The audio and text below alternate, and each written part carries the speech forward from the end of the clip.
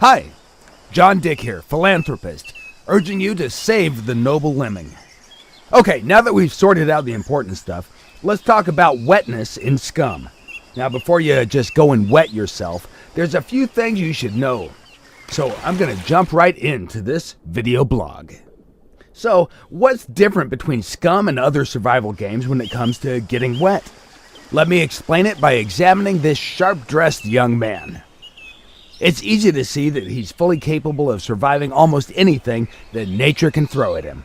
The secret of his success is multiple layers of clothing that Scum supports. Each piece of cloth has important properties like heat insulation, armor, inventory slots, and finally, there's a wetness property.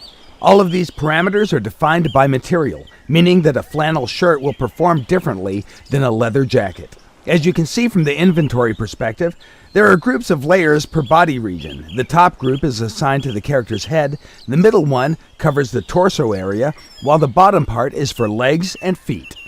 By stacking layers of clothing, you combine their parameters in the same way you would do in real life. When it comes to layered clothing, your grandma was right. It helps you to adapt to any weather condition possible. So how can you get wet in the game? The most obvious way is by sweating.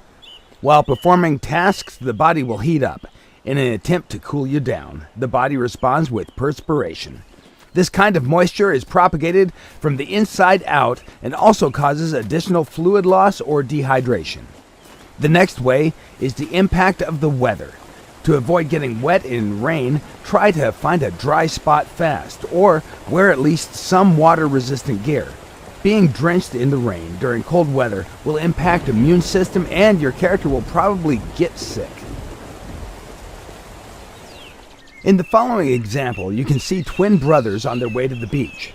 Adolf on the left is wearing standard military-issued tactical jacket, and Desmond on the right has his all-time favorite olive raincoat. They both have several layers of the same clothes beneath the outer layer. If you take a closer look at the inventory, you might notice that each item has its own weight listed in the top right part of the icon. The same value is also shown with green-colored font so that it can be tracked more easily. All other inventory slots are empty because both brothers forgot to take their inflatable swimming arm bins with them to the beach. Luckily for them, they won't drown because the rain will come again, falling on their heads like a memory. As the rain starts to pour down on these poor guys, their clothes will start to absorb the water and become wet. If we speed up the time, you'll be able to see the impact of rain on the different layers of clothing much better. Carefully examine the green numbers. As expected, the tactical jacket gets wet relatively quickly, along with the backpack, pants, and shoes. Increasing values in green actually represent the amount of water that has been absorbed by clothes and gear. On the right, Desmond is doing much better. Although his backpack, pants, and shoes are completely drenched, his upper body is dry. For Adolf, things are going from bad to worse. It seems that the tactical jacket waterproof factor isn't as good as advertised and leaks water on his sweater and shirt, making him completely wet. Furthermore, as Adolf's clothes are getting wet, they're also getting heavier, meaning that he'll be carrying an additional 13 plus ounces of weight all the way back home. This will certainly affect his calorie consumption during that trip, and his performance will suffer as well. In Scum, moisture absorption and retention depends on the material that's being used for clothing. Let's bring out the sunshine again. Do notice that both guys were standing completely still in heavy rain just because we asked them nicely. These guys are true heroes. Now, it's time to see what happened with the inner layers of clothing. As you can see, Adolf's sweater is all wet, while Desmond's is still dry. If we drop the sweaters down, you can see that the same thing also happened to their hipster shirts. In the previous part of the video, you might have noticed that different parts of the clothing can absorb or retain different percentages of water. As in real life, some parts of the body can become wetter than others. In Scum, we handle wetness per body part along with separate layers of clothes that can have different wetness values also. This means that parts of your gear can be dry or wet depending on what you do. Body parts that are covered separately are feet, legs, torso, hands, and head. If you're standing in the water up to your waistline, then only your legs and feet will be wet. the rest of your body will stay dry. Also, if you jump into the water, your gear will almost instantly become fully wet, even if you have a raincoat or some other water-resistant clothing that isn't fully sealed. It will not help you to stay dry. The success formula here is, if you want to keep your gear dry, stay away from the bodies of water, or at least drop everything to the ground before you enter. In this section of the video, our guy has just practiced some swimming in the shallow waters, keeping his gear with him to protect it from thieves and bears. He did leave an old orange shirt on the beach in case he's gonna need some dry clothes later. Or at least, that's what we were thinking he was up to. However, his plan was much more sinister. He actually decided to wear a dry shirt below his other clothes with the intention to deceive the game, to make it think that he has dry clothes on, simply because the first dry clothing layer is closest to the skin. In all other games, this would be called exploiting or cheating, but here in Scum, we don't care about that, simply because we have fluid diffusion and osmosis built into the game. For those of you who don't know, diffusion is the movement of molecules from a region of high concentration to a region of low concentration, meaning that his dry orange t-shirt will soon become a wet orange t-shirt. After everything you've seen so far, if you still think that it's okay to jump into deep water with all your gear on, take a moment to see what happened to our dear Adolf last year. That particular summer day, he was showing off at the pier. He accidentally fell into the water along with his traveling backpack on his back. To make things even worse, the backpack was full of his mother's lingerie. The next thing you know, all that stuff simply pulled him directly to the bottom. The only way to survive in this kind of situation is to drop excessive weight until the buoyancy pulls you up. The amount of gear that your character can carry while swimming largely depends on your swimming skill and stamina. Sooner or later, you'll become tired and most likely, you'll sink. It's as simple as that.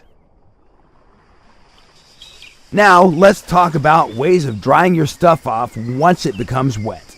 The easiest way to dry your clothes is by using the heat of your body in combination with the air temperature and wind. This is particularly useful during the summer when wet clothes keep you cool and safe from the excessive sweating and dehydration. Also, it's good to know that if you keep moving, your body will get warmer and you'll dry your clothes faster.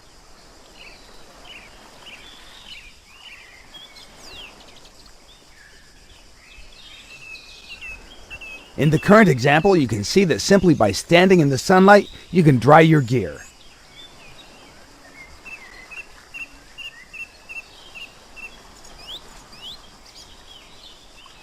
Also, you can see that the helmet has dried much faster than the backpack because they're different materials.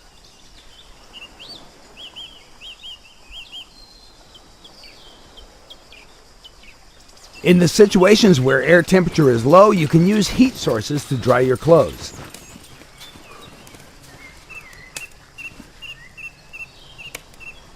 How fast something will dry depends on many factors, such as the material type.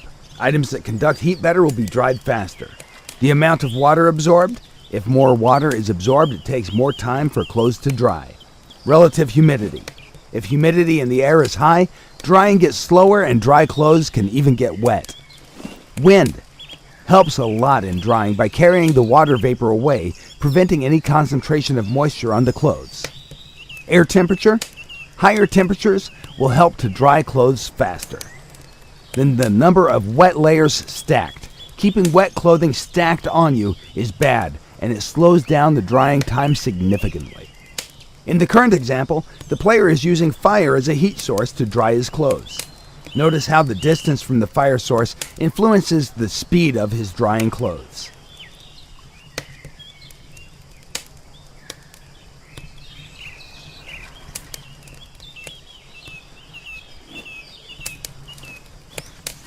While the shirt, being closest to the fire, is almost dry, a jock jacket is a bit damp. On the other hand, pants that were on the character the whole time are still fully wet since they were far away from the heat source.